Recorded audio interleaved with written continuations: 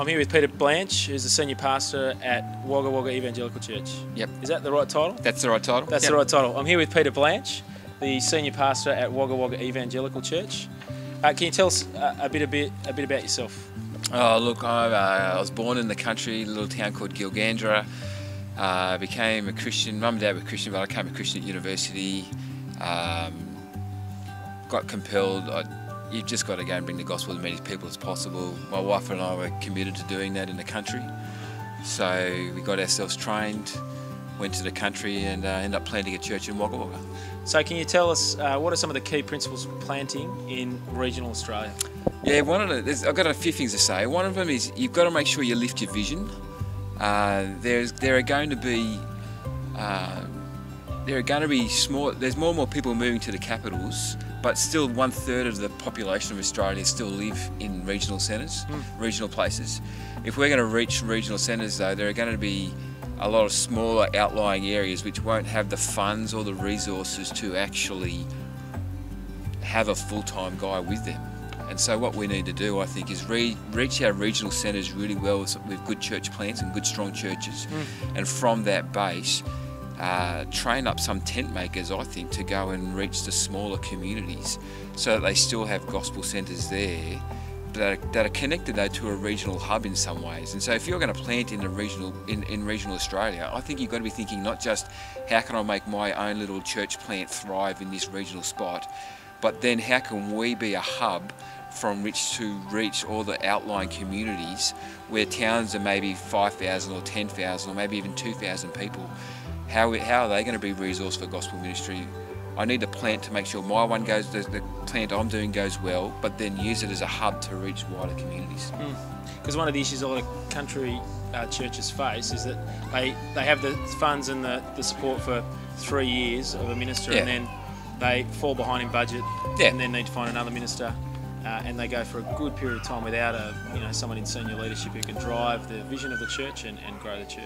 Yeah, that's right. And so we do need to think through how do we resource these places which won't, for long periods of time, have the funds to support someone full time. I really think the way to go is you pull someone from that area to come to a regional hub where they get trained in ministry. They sit underneath a church which has good leadership structures, good theology, good ministry practice. They go back to their community, do tent making, I guess, have a job that allows them to work part-time, but then do the church work part-time as well. That way the church can long-term afford it and they get fed well from the scriptures, and that guy's got some support mechanism by the regional centre he's close by to. I just think we really need to think through how do we resource country ministry, not just the bigger regional centres where there's 50,000 people living, but the smaller communities as well. We've got to think that through carefully. What else? What else? I think one of the keys to doing regional ministry well is you've got to target the men. Strong men equals strong church, and one of the real is an advantage. One of the real benefits of doing regional ministry and planting a church in the country is you do have more access to your men. They're not commuting an hour, 2 hours, 3 hours every day. You have access, and therefore you can invest far more time into your men. If you have strong men, you will have a much stronger church. And so I want to say to everyone who's planning in regional areas, target your men. Obviously you want to care for your women as well, but if you target your men and they lead their families well, they'll lead their wives and their children well as well. Target the men, you've got more opportunity to do that, run with it. So have a regional focus, target your men. I think we also need to be able to lead our church families in difficult decisions about property.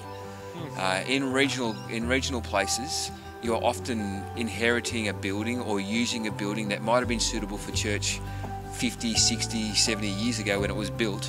But what people expect from buildings now are significantly different. You need a lot more toilets. You need adequate heating and cooling, depending. I'm in Wagga and it can get very hot and very cold. And people should turn up to church whether it's hot or cold. Bring your blanket if you need to. But having a suitably warm building or having a suitably cool building actually really helps. And sometimes really church growth has stopped in regional places because lead ministers and pastors haven't been able to lead their church family out of a small building, which is hindering their growth.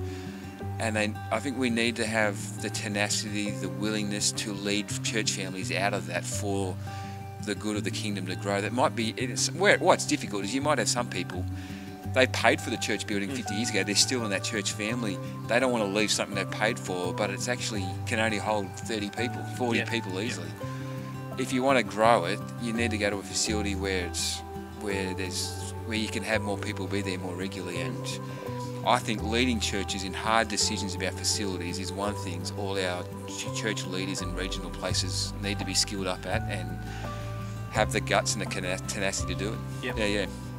And the final one? I think one of the key things, this is one for planters actually, if you're in an established church you already had, you need to work hard at attracting long-term locals. I think that is a key thing for planting in regional Australia. The reason I say that is because they have fingers into the community where you're at far deeper than people who've just come and visited there or got a new job there for 3 or 4 years and they move on. People who went to school there, have now working there, have lived there all their life, their evangelistic contacts are enormous. Their reputation, if it's good in the community, is just massive. And so we found that some of the best evangelism that happens in our church family happens through the long-term locals because of their ability of their relational connectivity in the town. Often though that's difficult with church planting is often you don't attract a long-term local, at least not immediately, because if they're God leader in a church already, they won't leave. You got to convert them. You got to find them. You got to convert them, and then once they're converted, they are just evangelistic machines in your church family, and you've got to convert them and get them. Great. Well, thanks, Peter. It's been really good hearing 5 things about how to reach regional Australia. Okay.